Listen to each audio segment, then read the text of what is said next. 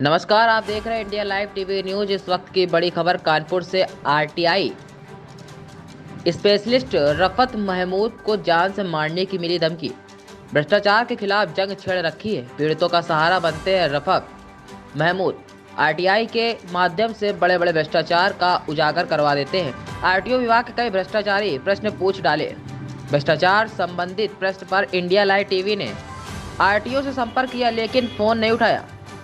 रफत महमूद ने आरटीओ कार्यालय को शिकंजे में लेते हुए कई गंभीर आरोप भी लगाए हैं। दिनांक 21/11/2023 को परिवहन आयुक्त उत्तर प्रदेश और परिवहन आयुक्त सेंट्रल मैंने 2 को चिट्ठी लिखी। इसके बाद फिर मामला जो मेरे पास जब आया तो फिर मैंने इसकी एक शिकायत मैंने इस तारीख को की, क्योंकि यहाँ पे जो ये वाहन से संबंधित ट्रेनिंग हो रही है तो इनका जो शासन कह रहा है लखनऊ उत्तर प्रदेश परिवहन आयुक्त, वो कह रहा है कुछ, ये कर रहे हैं कुछ। तो इस बाबत जब मैंने एक जानकारी इनसे चाहिए तो इन्होंने क्या किया, मेरे ऊपर 21/11/2023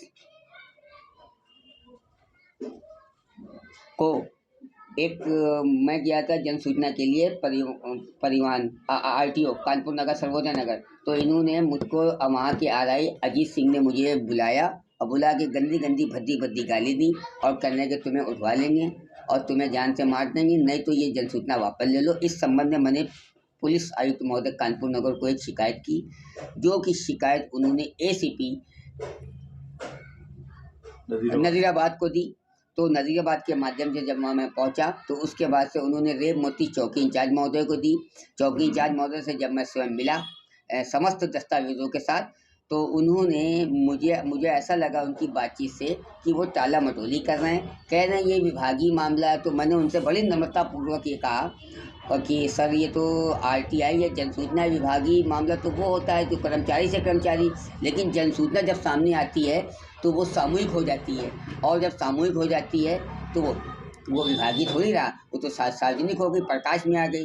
तो मैंने जब उनको ये बात बताई तो उन्होंने कहा अच्छा ठीक है, हम उसकी देखेंगे, जांच करेंगे। मुझे ऐसा लगता है कि जो ये पुलिस के छोटे कर्मचारी हैं, ये उन लोगों से किसी किसी प्रलोभन के तहत उनका जो है उनके हित की बात सोच रहे हैं, और इसमें हमें लगता नहीं। और मुझे ऐसा भी प्रतीत हो रहा है कि हो सकता है इस प्रकरण को लेके मेरी हत्या भी करा दी जाए, और अगर यदि मेरे साथ कुछ होता है तो इसका जिम्मेदार परिवहन कानपुर नगर होगा।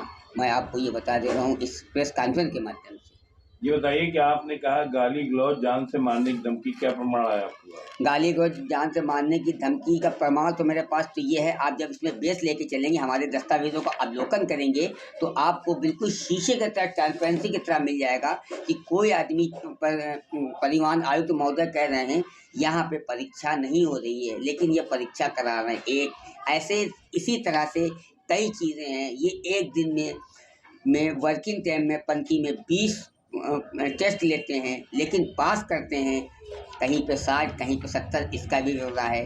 इसके बाद इन्होंने मेरे ऊपर एक एलिगेशन लगाया था अभी तक 2022 में, वो भी मेरे पास प्रमाण है। तो सीधा सी बात है कि जब मेरे पास इतने सारे प्रमाण हैं तो ये मेरे साथ हमारी कोई आरती तो उतारेंगे नहीं।